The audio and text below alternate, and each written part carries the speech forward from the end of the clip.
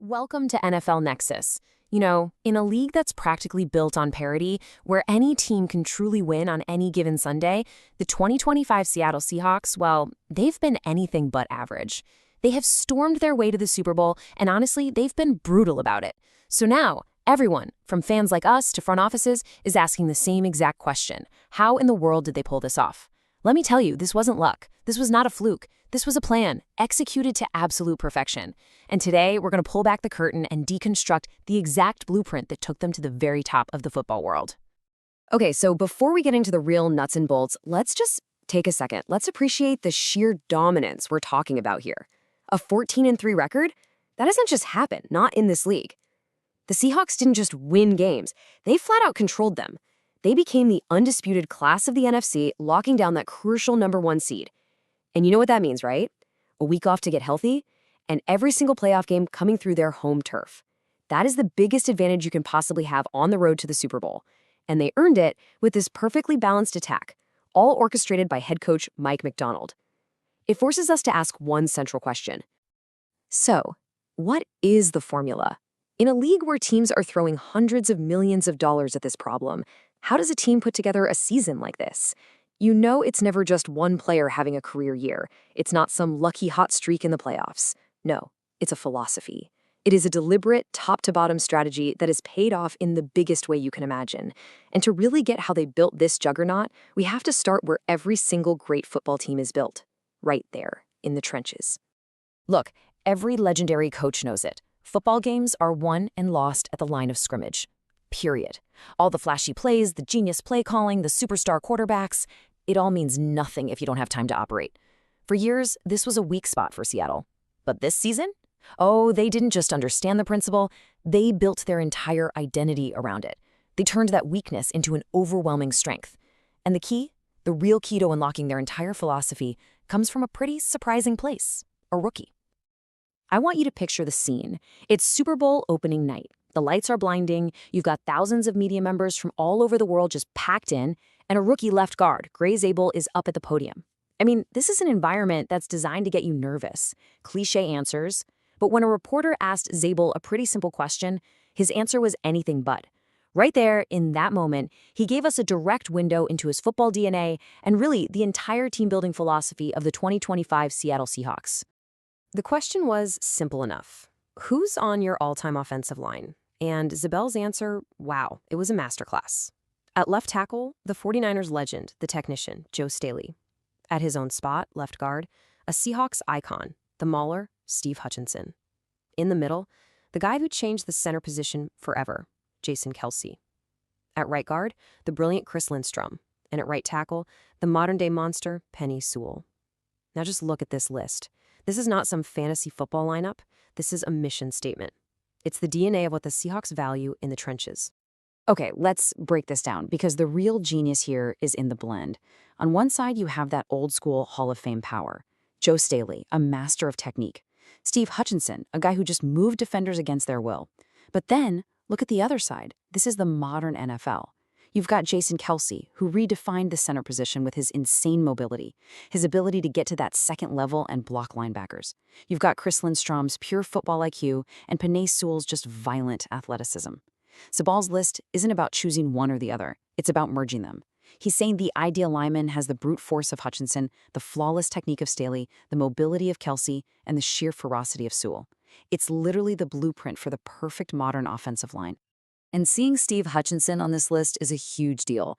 Hutch isn't just some Hall of Famer. He's a Seahawks legend, a cornerstone of their very first Super Bowl team. He set the standard for what it means to be dominant in Seattle. And now, he's a key part of the Seahawks personnel group.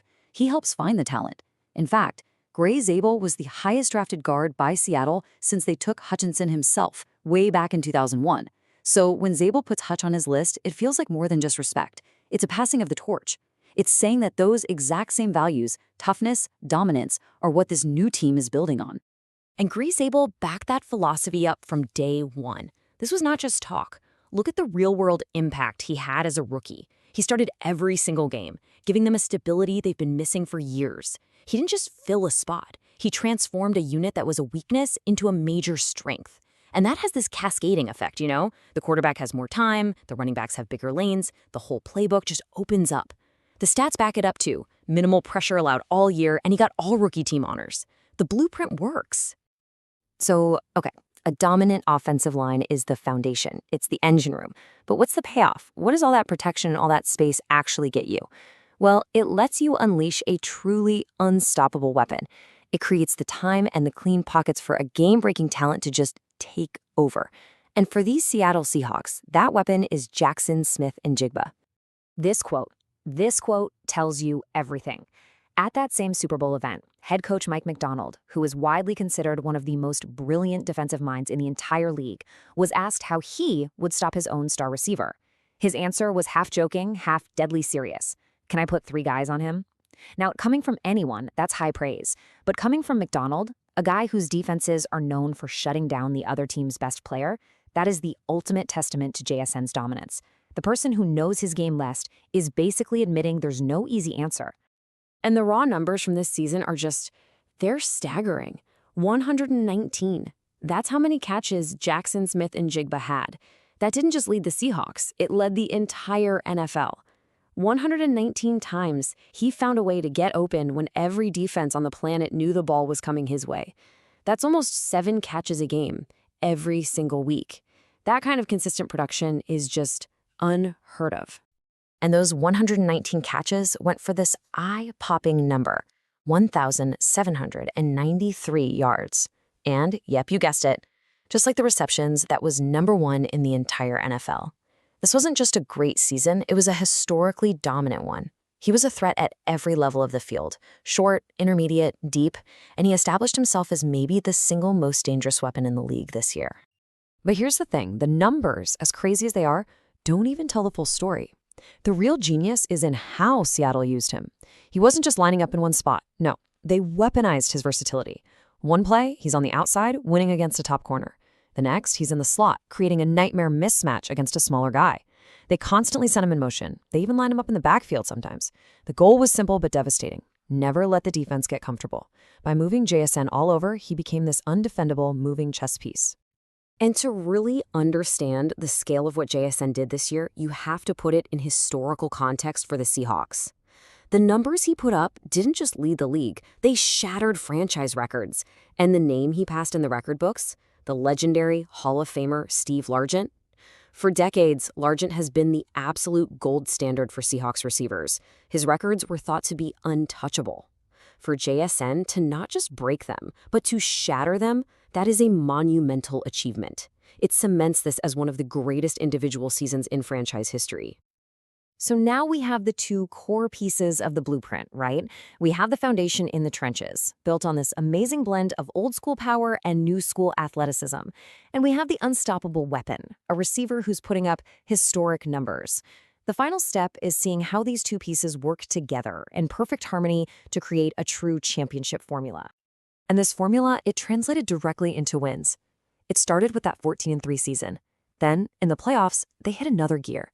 An absolute dismantling of their rival, the 49ers, 41-6. That wasn't a win, it was a statement. Then they followed that up with a nail-biter against the Rams, a 31-27 slugfest that proved they could win the tough games too. This path shows you the blueprint isn't just a theory. It's been battle-tested, and it has led them all the way to Super Bowl LX against the New England Patriots. So let's just boil it all down. The Seahawks Super Bowl blueprint is actually pretty simple, and it's a formula you can bet other teams are going to try to copy. Step 1. Build the foundation. Invest your resources to build a modern offensive line that has both power and athleticism. Step 2. Unleash the weapon. Once that foundation is set, deploy an elite, undefendable player and just use their versatility to create chaos for the defense. It is a devastating 1-2 punch. You build the wall, and then you let your best player run wild behind it. And that brings us to the big question, looking forward. This isn't just about one magical season. With a young cornerstone lineman in Gray Zabel and a young elite receiver in Jaxon Smith-Njigba, both guys who are just getting started, is this just a one-year wonder? Or, with this clear blueprint now in place, are we watching the beginning of the NFL's next great dynasty taking shape in the Pacific Northwest? Only time's going to tell, but man, the foundation is definitely there.